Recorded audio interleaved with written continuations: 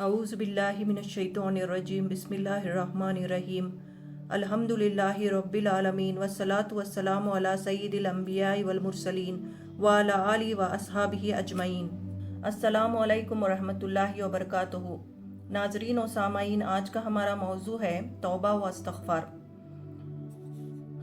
तौबा का माना है पलटना, रुजू होना। गुनाहों के दलदल में फंसे हम अपने गुनाहों पर नादिम और शर्मिंदा होकर खुदा की तरफ फिर जज्बे बंदगी के साथ पलटना और अश्क निदामत से अपने गुनाहों की गंदगी धोकर फिर खुदा से गुनाह ना करने का अहद करने को तौबा कहते हैं। कुरान पाक में अल्लाह ताला ने इरशाद फरमाया है, वस्तगफिरू रब्बकुम सुम्मा तूबू इलैह इन्ना रब्बी रहीमुम वदूद। सूरह हूद आयत नंबर 90। और अपने परवरदिगार से मग़फ़िरत चाहो और उसके आगे तौबा करो, बिलाशुबा मेरा रब बड़ा ही रहम फरमाने वाला और बहुत ही मोहब्बत करने वाला है।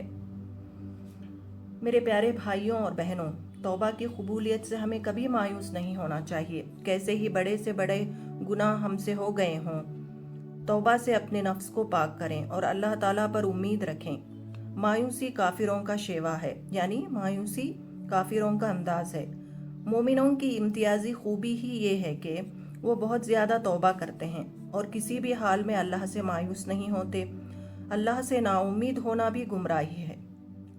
अल्लाह ताला कुरान मजीद में अपने महबूब बंदों की ये तारीफ नहीं फरमाई कि उनसे गुनाह सरजद नहीं होते, बल्कि ये फरमाया कि उनसे गुनाह होते हैं लेकिन वो अपने गुनाहों पर इसरार नहीं करते, यानी नहीं अड़ते और सफाई से इकरार करते हैं और ख़ुद को पाक करने के लिए बेचैन होते हैं। और कुरान पाक में अल्लाह ताला ने इरशाद फरमाया, वल्लज़ीना इज़ा फ़अलू फ़ाहिशतन औ ज़लमू अन्फुसहुम ज़करुल्लाह फ़स्तग़फ़रू लिज़ुनूबिहिम वमन यग़फ़िरुज़्ज़ुनूब इल्लल्लाहु वलम युसिर्रू अला मा फ़अलू वहुम यालमून। सूरा आले इमरान आयत नंबर 135। और अगर कभी इंसान से कोई फहश काम सरजद हो जाता है या वो अपने ऊपर कभी ज्यादती कर बैठते हैं तो मान उन्हें खुदा याद आ जाता है और वो उससे अपने गुनाहों की माफ़ी चाहते हैं। और खुदा के सिवा कौन है जो गुनाहों को माफ़ कर सकता हो, और वो जानते पूछते अपने किए पर हरगिज़ इसरार नहीं करते। नबी सल्लल्लाहु अलैहि वसल्लम ने इरशाद फरमाया कि सारे के सारे इंसान खताकार हैं और बेहतरीन खताकार वो हैं जो बहुत ज़्यादा तौबा करते हैं। तिरमिज़ी। मेरे प्यारे भाइयों और बहनों, ज़िंदगी के किसी भी हिस्से में हमें गुनाहों पर शर्मसारी और निदामत का एहसास पैदा हुआ है तो ये अल्लाह की तौफीक समझें और तौबा के दरवाज़े हमारे लिए खुले हुए हैं समझें। अल्लाह की रहमत पर हमेशा उम्मीद रखें और ये यकीन रखें कि मेरे गुनाह कितने ही ज़्यादा हों, अल्लाह ताला की रहमत उससे कहीं ज़्यादा वसी है। नबी सल्लल्लाहु अलैहि वसल्लम ने इरशाद फरमाया, अल्लाह ताला अपने बंदे की तौबा कबूल करता है जब तक कि बंदे की रूह उसके गले तक नहीं आ जाती और वो जब तक दूसरे आलम में देखने लगता हो, तो जब तौबा की गुंजाइश ख़त्म हो जाती है। नबी सल्लल्लाहु अलैहि वसल्लम ने सहाबा कराम रज़ी अल्लाह अन्हु से एक वाक़या पेश किया। एक वाक़या फरमाया, पिछली कौम में एक शख्स था जिसने 99 खून किए थे, यानी 99। उसने लोगों से मालूम किया कि दुनिया में सबसे बड़ा आलिम कौन है। लोगों ने उसको खुदा रसीदा राहिब का पता दिया। वो उस राहिब के पास गया और बोला, हजरत मैंने 99 खून किए हैं, क्या मेरी तौबा कबूल हो सकती है? उस राहिब ने कहा कि नहीं, तुम्हारी तौबा कबूल नहीं हो सकती। ये सुनकर वो शख्स मायूस हो गया और उस आलिम को भी कत्ल कर दिया। अब वो फिर लोगों से पूछने लगा कि दुनिया में सबसे बड़ा आलिम कौन है। लोगों ने उसको एक राहिब का पता दिया।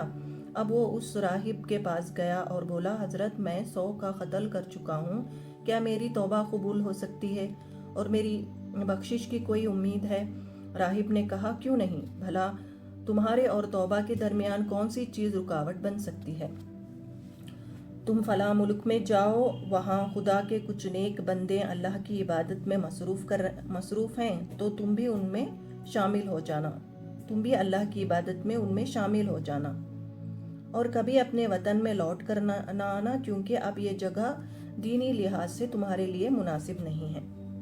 वो शख्स उस मुल्क की तरफ निकल पड़ा। अभी आधे रास्ते में ही था कि मौत आ गई। رحمت کے فرشتے باہم جھگڑنے لگے۔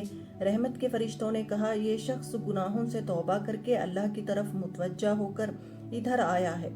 عذاب کے فرشتوں نے کہا انہیں ابھی اس نے کوئی نیکی ہی نہیں کی ہے۔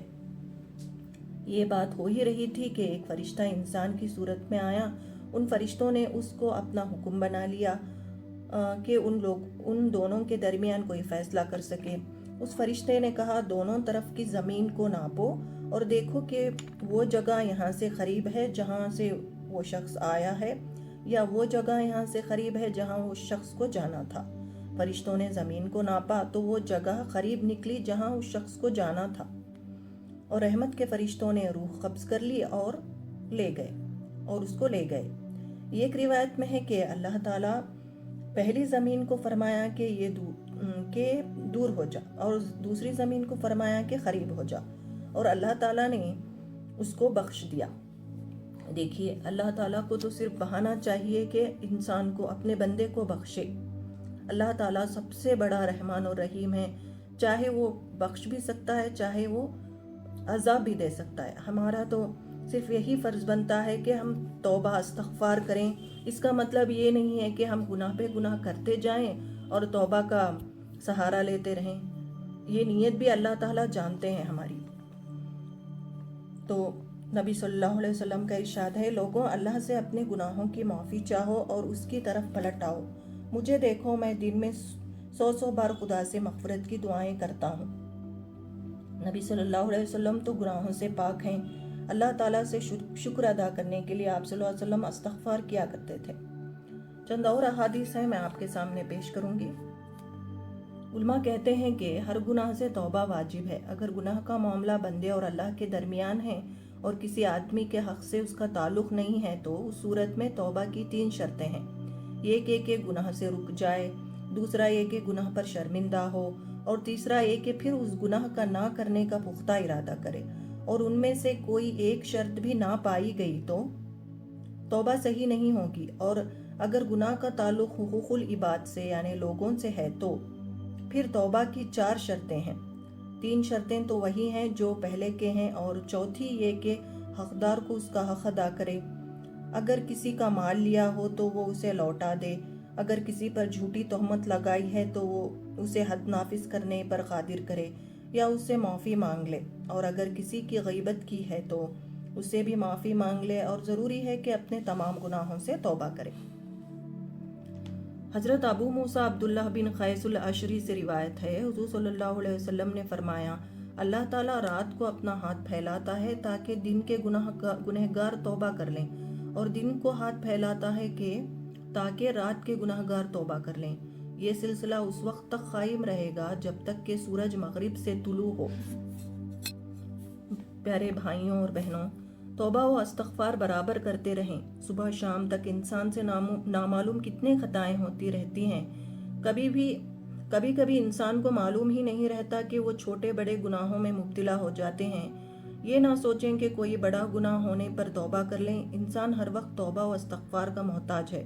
قدم قدم پر اس سے کوتاہیاں ہوتی رہتی ہیں۔ چھوٹے بڑے گناہ کی معافی مانگنے سے انسان روزانہ پاک و صاف ہوتا ہے۔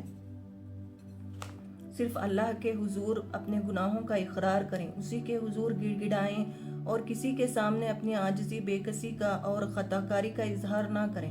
عجز و انکساری انسان کا وہ سرمایہ ہے جو صرف اللہ کے حضور ہی پیش کیا جا سکتا ہے، اور جو بد نصیب اپنے تکلیف اور پریشانی جیسے ہمارے جیسے مجبور اور بے بس انسانوں کے سامنے کہتا ہے تو اللہ کے سامنے اسے کہنے کے لیے کچھ بھی باقی نہیں رہتا۔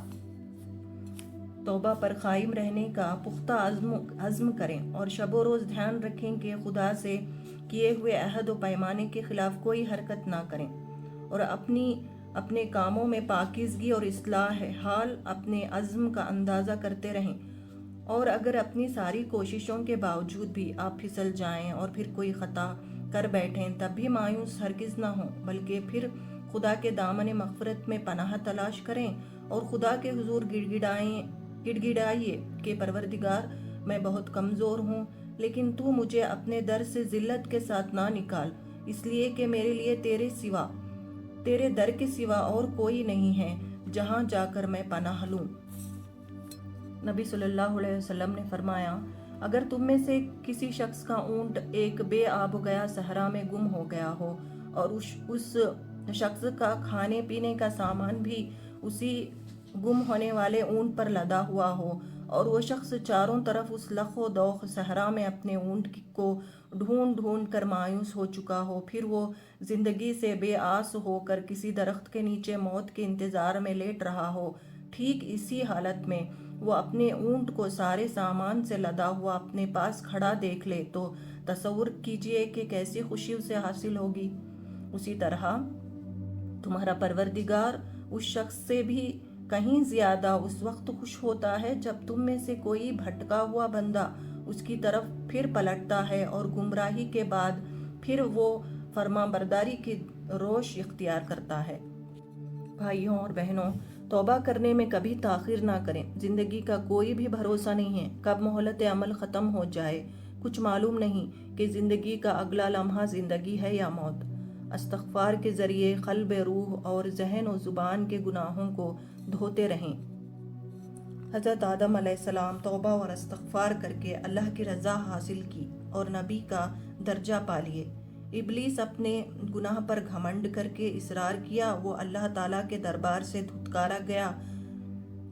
یہاں ہم یہ بات کو سمجھ لیں کہ آدم علیہ السلام کی اولاد ہیں، ہم آدم علیہ السلام کی اولاد ہیں، ان کے راستے کا عمل کریں گے یا شیطان ابلیس کے پیروکار بنیں گے؟ اللہ تعالیٰ ہمیں توبہ اور استغفار کرنے کی توفیق عطا فرمائے اور ہمارے گناہوں کو معاف کرے اور آخرت کے ہر عذابات سے بچائے۔ ہمارے والدین کو جنت الفردوس میں جگہ عطا فرمائے، ہماری اولاد کو نیک صالح اولاد بنائے، ہمیں نیک صالح بنائے، ہمیں، ہمارے والدین، ہمارے اولاد کو جنت الفردوس میں جگہ عطا فرمائے، آمین ثم آمین۔ آخر میں اور ایک حدیث میں پیش کروں گی۔ حضور صلی اللہ علیہ وسلم نے فرمایا، مغرب کی طرف ایک دروازے کا ذکر فرمایا جس کی چوڑائی کی مسافت 40 یا 70 سال کی ہے۔ یا سوار اس کی چوڑائی کو اتنے عرصے میں عبور کرتا ہے، یعنی سفر کرتا ہے۔ اور ایک حدیث کی روایت راوی سفیان فرماتے ہیں، یہ شام کی جانب ہے، اللہ تعالیٰ نے اس دروازے کو اس دن پیدا فرمایا تھا جب زمین و آسمان پیدا فرمائے تھے۔ یہ دروازہ توبہ کے لیے کھلا ہے اور اس وقت تک بند نہیں ہوگا حتیٰ کہ سورج اس سے مغرب کی طرف طلوع ہو۔ اسی کے ساتھ میں اپنا یہ بیان مکمل کرتی ہوں۔ وآخر الدعوانا ان الحمد للہ رب العالمین۔